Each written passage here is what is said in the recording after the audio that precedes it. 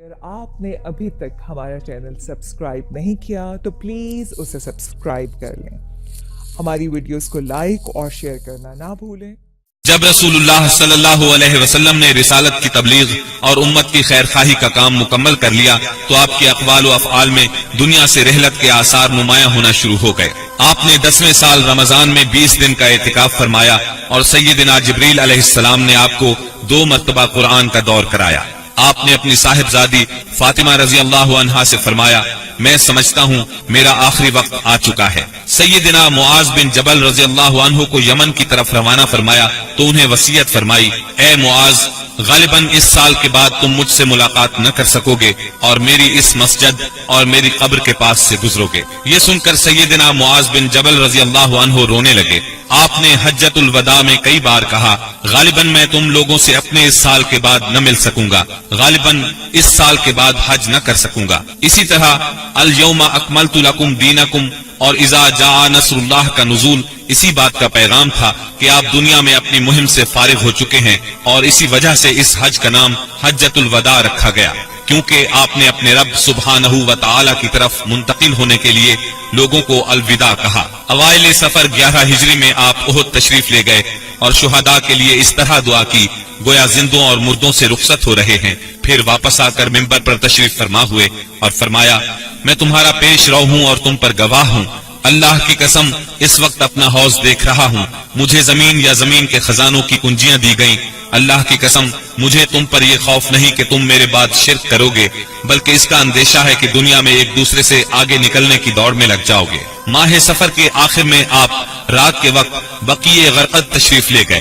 اہل بقیع کے لیے دعائے مغفرت کی اور فرمایا، ہم بھی تم سے آن ملنے والے ہیں۔ ماہ سفر کے آخری پیر کو رسول اللہ صلی اللہ علیہ وسلم ایک جنازے میں بقیع تشریف لے گئے۔ سیدہ عائشہ صدیقہ رضی اللہ عنہا فرماتی ہیں، آپ بقیع سے واپس تشریف لائے تو میں اپنے سر میں درد محسوس کر رہی تھی اور یہ کہہ رہی تھی کہ ہائے میرا سر۔ یہ سن کر آپ نے فرمایا، بلکہ میں واللہ اے عائشہ ہائے میرا سر۔ یہ آپ صلی اللہ علیہ وسلم کی بیماری کی ابتدا تھی، اس کے باوجود آپ باری باری سب بیویوں کے پاس دن گزارتے رہے، یہاں تک کہ مرض میں شدت آ گئی۔ اس وقت آپ سیدہ میمونہ رضی اللہ عنہا کے گھر میں تھے اور پوچھ رہے تھے، کل میں کہاں رہوں گا، میں کل کہاں رہوں گا؟ مطلب یہ تھا کہ مجھے سیدہ عائشہ رضی اللہ عنہا کے ہاں رہنے دیا جائے۔ چنانچہ ازواج مطہرات نے اجازت دے دی کہ آپ جہاں چاہیں رہیں۔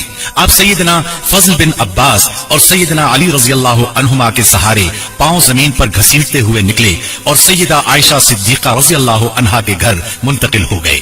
سیدہ عائشہ صدیقہ رضی اللہ عنہا فرماتی ہیں، جب آپ میرے گھر تشریف لائے اور بیماری نے زور پکڑا تو آپ نے فرمایا، مجھ پر 7 مشکیزیں پانی ڈالو جن کا بندھن نہ کھولا گیا ہو تاکہ میں لوگوں کو وصیت کر سکوں۔ چنانچہ ہم نے آپ کو سیدہ حفصہ رضی اللہ عنہا کے ایک لگن میں بٹھا کر مشکیزوں سے پانی ڈالا، یہاں تک کہ آپ نے ارشاد فرمایا، بس بس لوگوں تم نے کام پورا کر دیا۔ اس وقت آپ نے کچھ تخفیف محسوس کی اور مسجد میں تشریف لے گئے۔ سر پر پٹی بندھی ہوئی تھی، ممبر پر فروکش ہوئے اور بیٹھ کر خطبہ دیا اور لوگوں کو وصیت فرمائی، تم سے پہلے جو لوگ تھے وہ اپنے انبیاء اور بزرگوں کی قبروں کو سجدہ گاہ بنا لیتے تھے، تم لوگ قبروں کو سجدہ گاہ نہ بنانا، میں تمہیں اس سے منع کرتا ہوں۔ اور فرمایا، یہود و نصارہ پر اللہ کی لعنت، انہوں نے اپنے انبیاء کی قبروں کو سجدہ گاہ بنایا۔ مزید فرمایا، تم لوگ میری قبر کو بت نہ بنانا کہ اس کی پوجا کی جائے۔ آپ نے نماز، غلاموں اور لونڈیوں کے بارے میں بھی وصیت فرمائی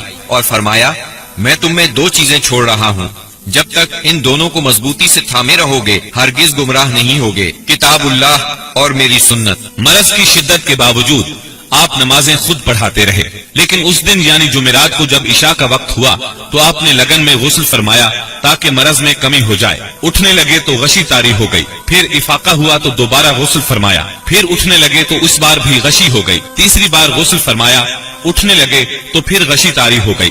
آخر آپ نے ابو بکر صدیق رضی اللہ عنہ کو کہلا بھیجا کہ وہ لوگوں کو نماز پڑھائیں۔ چنانچہ اس وقت سے بقیہ ایام میں ابو بکر صدیق رضی اللہ عنہ نے نماز پڑھائی۔ آپ کی حیات مبارکہ میں अबू बकर सिद्दीक रजी अल्लाह अन्हु ने 17 नमाजें पढ़ाई। हफ्ता या इतवार को रसूलुल्लाह सल्लल्लाहु अलैहि वसल्लम ने कुछ इफाका महसूस फरमाया, चुनाचे 2 आदमियों के सहारे से जोहर की नमाज के लिए तशरीफ ले आए। उस वक्त सैयदना अबू बकर सिद्दीक नमाज पढ़ा रहे थे।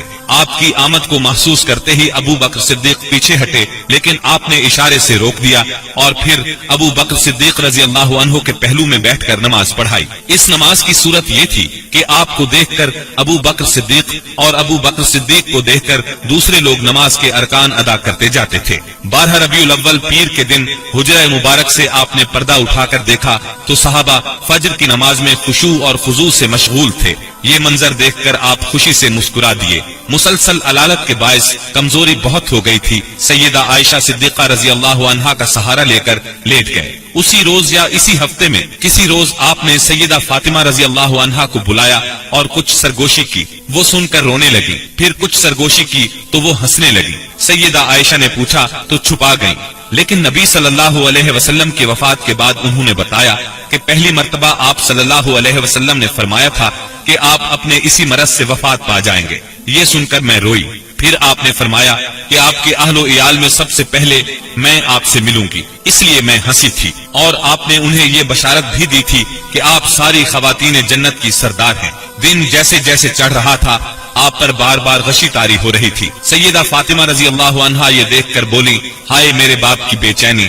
आपने उनके अल्फाज सुने तो फरमाया, आज के बाद तुम्हारा बाप कभी बेचैन नहीं होगा। फिर आपने हसन और हुसैन रजी अल्लाह अन्हुमा को चूमा, अज़वाज मुत्तहरात को बुलाकर वाज़ो नसीहत फरमाई। उधर लम्हा बलम्हा तकलीफ बढ़ती जा रही थी और उस जहर का असर भी जाहिर होना शुरू हो गया था जो आपको खैबर में खिलाया गया था।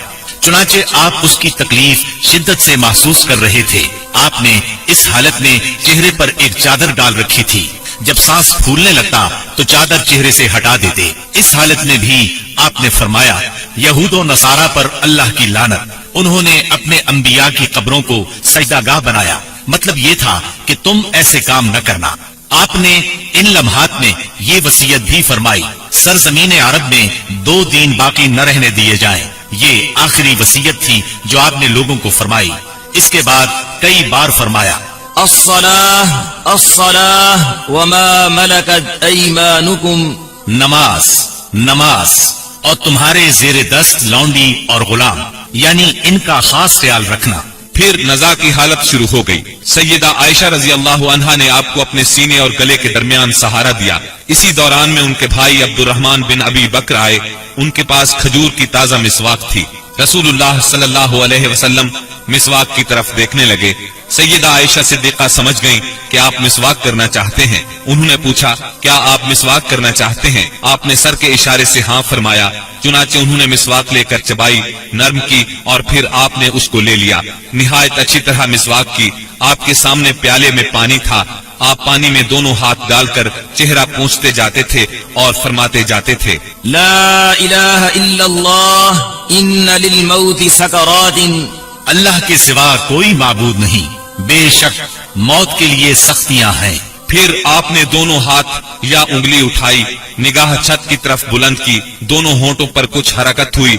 सैयदा आयशा रजी अल्लाह अन्हा ने कान लगाया तो आप फरमा रहे थे, उन अंबिया, सिद्दीकीन, शुहदा और सालिहीन के साथ जिन्हें तूने इनाम से नवाजा, ए अल्लाह मुझे बख्श दे और मुझ पर रहम फरमा और मुझे रफीक आला में पहुंचा दे, ए अल्लाह रफीक आला।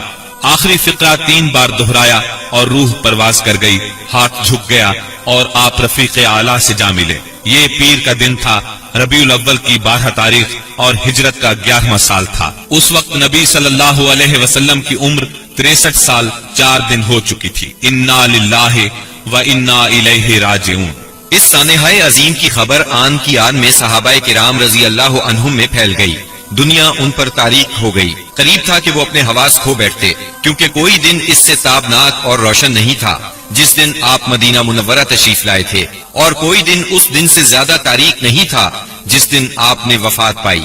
نبی کریم صلی اللہ علیہ وسلم کی تجہیز و تکفین کا کام منگل کو شروع ہوا۔ سیدنا فضل بن عباس، سیدنا علی المرتضی اور سیدنا اسامہ بن زید رضی اللہ عنہم نے غسل دیا۔